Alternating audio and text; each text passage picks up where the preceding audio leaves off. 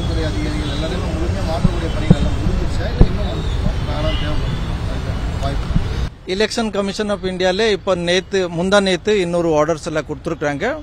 ஒரு 2 பார்லிமெண்ட்ரி கான்ஸ்டிச்சுவன்சியில் இருந்தால் அது சப்போஸ் யார் சேஞ்சஸ் அதுக்கு உள்ளே இல்லைனாக்கா அதுக்கும் பார்த்துட்டு ஒரு எல்லா இது இந்தியா அளவில் எல்லா மாநிலத்துக்கு இது மாதிரி ஒரு ஆர்டர் கொடுத்துருக்காங்க. அதுவும் நம்ம பர்சனலைஸ் பண்ணிருக்கோம். ஒரு சார்பாக செயல்பட முடியும் அது எலெக்ஷன் கமிஷன் அப்பப்போ கேஸ் டு கேஸ் பேசிஸில் பார்ப்பாங்க.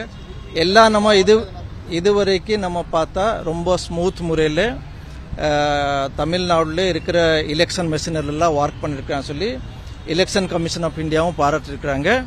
ஸோ அதனால நம்ம இதே மாதிரி முறையில் நம்ம ஒரு ஃப்ரீ அண்ட் ஃபேர் போல் பண்ணுறதுக்கு எல்லாரோட ஒத்துழைப்போடு கண்டிப்பாக நாங்கள் வேலை செய்ய போகிறோம். நாடாளுமன்ற தேர்தலோடு விலகம் கொடுக்கும் தேர்தல் வர வாய்ப்பு அது எலெக்ஷன் கமிஷன் எப்படி முடிவு எடுக்கிறாங்களோ அப்படி நாங்கள் பண்ணுறதுக்கு தயாராக இருக்கிறோம்.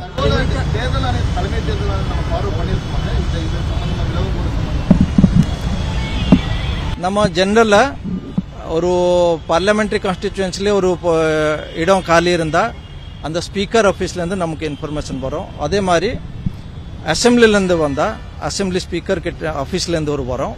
அது வந்தால் நம்ம எலெக்ஷன் கமிஷனுக்கு இன்ஃபார்ம் பண்ணுவோம். ஸோ அது பரிசீலனை பண்ணி எலெக்ஷன் கமிஷன் என்ன உத்தரவு போடுறாங்களோ அது மாதிரி ஆக்ஷன் எடுப்போம். தேங்க்யூ. செய்திகளை உடனுக்குடனும் துல்லியமாகவும் தெரிந்து கொள்ள சப்ஸ்கிரைப் பண்ணுங்க.